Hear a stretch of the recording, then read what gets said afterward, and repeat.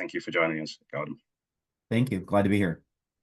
So we'll start off this interview as we always do, just with a brief introduction to Gordon, how you got into hydrogen, and sort of the role that Avid Solutions plays within that value chain. Well, thank you. I really appreciate the opportunity to be here. My name's Gordon Bordelon. I'm the Vice President of Operations and Technology here at Avid Solutions. I'm responsible for all of our operations and our industry strategy. Avid is a system integration company focused on operational technology solutions. So what is operational technology solutions? That's all the automation, process control, data information solutions, integration of OEM packages to produce something. We've been in business for over 37 years. We've executed more than 5,000 projects across North America and Brazil. And our real passion is around how do we empower operations to maximize their asset utilization through the purposeful innovation of digital solutions. Our focus is in really three main industries. One is sustainability, while we're here today, which is decarbonization and circular economy. So sort of green hydrogen, green ammonia, and then also that circular economy, which is biodegradable plastics and plastic recycling. The second industry is feeding the world's growing population through ag chem and food and bev. And then the last is improving human health through life sciences. So it's kind of a well-rounded industry approach where we take sort of the best from all these industries and sort of cross-pollinate across these industries. You asked how we got into the hydrogen economy or green hydrogen. It really started back in 2018. At the time, I was responsible for industry strategy for the chemical industry in North America. And I was seeing from my peers in power gen, metal mining, and cement and mobility, we're all seeing some very interesting trends and indicators around the potential for hydrogen. So for example, saw a small ammonia plant looking at exploring electrolysis to decarbonize the production of hydrogen for ammonia. We saw a large internal combustion engine company purchase an electrolyzer company and a fuel cell company, and then partner with a longtime industrial gas company to make green hydrogen. So that was quite interesting. And then in metals mining and cement, we started seeing a lot of these producers looking at co-locating hydrogen production and utilizing fuel cells to replace ICE engines and earth movers. So we started seeing all of this, and from there, we just decided to pivot Avid sustainability to include green hydrogen. So what is our role in the green hydrogen economy or hydrogen economy? We really see it as an enabler for OEM companies such as electrolyzer companies or electrolyzer integrators and producers of green hydrogen. So really the OEM side of play is how do you build a Lego block that goes into a larger production facility? And then from the overall chemical plant side, how do we collect all these Lego blocks, put them together, and have them operate seamlessly? So from our experience across multiple industries and passion for operations, and this experience with this OT technology, we help our clients reduce the time to market and have solutions that are really easy to operate and maintain because we've been there. We pride ourselves on hiring engineers that have this end user side experience where they've actually been operating a plant at 3 o'clock in the morning, and they understand the challenges around operations to run, maintain, and support these systems. Thank you, and thank you for a very detailed response.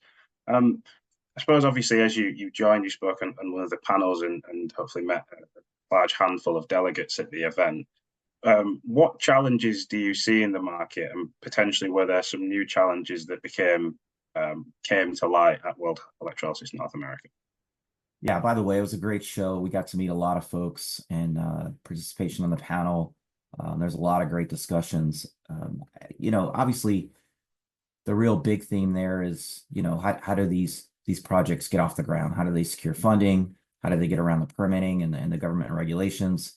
How do they secure off-takers? That was a big discussion to see how many of these projects will move forward. But in addition to those, if you just look at the projects that have passed those hurdles, one of the major challenges we see, and we discussed it in the panel, was around the lack of industrial production experience. So when you're taking something that's sort of benchtop or a brand new electrolyzer technology and you're bringing it up to scale and you're going to put it in the dirt in a chemical plant setting, There's a lot of decisions that have to be made up front that are going to really impact the operability and what we call total cost of ownership, TCO, of that asset. That asset's going to run for 25 years or so. So, really thinking about that up front and having the expertise to know what to consider is super important. Another big challenge that we saw is, well, how do you apply digital solutions to optimize operations and how to determine how these assets are running? A lot of these assets, there's not 20, 30 years of electrolyzer stack degradation data. There's not a lot of data out there from how a hydrogen liquefaction train will run over time, 24 hours a day. So you have to collect the data. You have to have the infrastructure. You have to have the foresight to put the infrastructure in so that you could capture this data, measure it, analyze it, and really present the insights to the people that really need to know, the folks who are developing the next version of the product, the operators who are looking at where to spend their limited OpEx. And it really comes back to this kind of catchy phrase that's been around for a long time, no action, no ROI. So you need the data. I'd say lastly, that's it's across all industries, but I guess it really has an impact here in some of this newer technology, is the shortage of experienced operations personnel to run these plants. This could be your maintenance techs, your EI&C techs, your automation and controls engineers, or just SMEs. So obviously technology plays a huge role, like remote connectivity, if you will, to leverage remote resources to put the collective knowledge of your company's, IP to bear to solve these problems, especially when some of these plants are located in not your traditional manufacturing hubs. They're dispersed geographically. Okay, thank you. And just touching on those challenges, so you mentioned the lack of industrial experience, the sort of lack of digital solutions being applied, and also the shortage of experienced operational personnel. How can Avid Solutions help combat these challenges? It's a great question. I think it really starts, with what we call our front-end loading process. We like to face these challenges head on by guiding our clients through the important considerations, of thinking about what is the data portion of their project look like?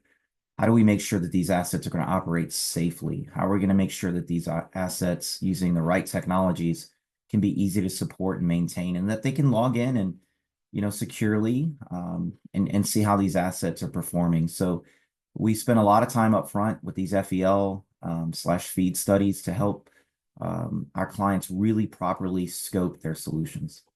I think another one that's really important that we see, that's a big trend, is, during the project phase, once the project's been scoped and you're executing the project, there's still lots of decisions that need to be made around the design and implementation of the technology. So there we guide our clients through this, with our industry and operations experience to show them, hey, here's how you should do this. This is what you should think about here. Always thinking about how to make this safe, robust, and easy to support and maintain. And I think last is, we utilize technology to help our clients, look at how their assets are performing in terms of not only technology, but how do we empower, this shortage of operations folks. So the connected workers, what we like to call that, where, connected workers can use wearables, they can have remote connectivity.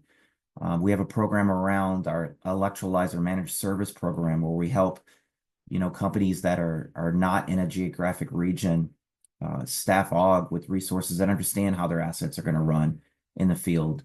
We also have a tailored plant production support model where we can help clients, once these assets are running, to kind of step in where they have gaps with these trained resources.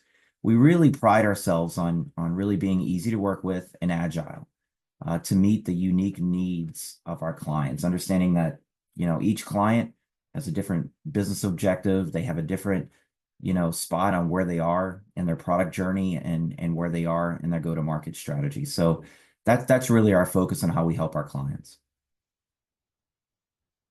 Okay, thank you. And thank you for answering those questions, and thank you for your time today. I really appreciate it. Pleasure is ours. Thank you very much. Brilliant. For any of the audience who are interested in learning more about Avid Solutions, yeah, please visit their website or their page on LinkedIn as well. And yeah, hopefully we'll see Gordon again next year. But yeah, thank you all. Absolutely. Thank you.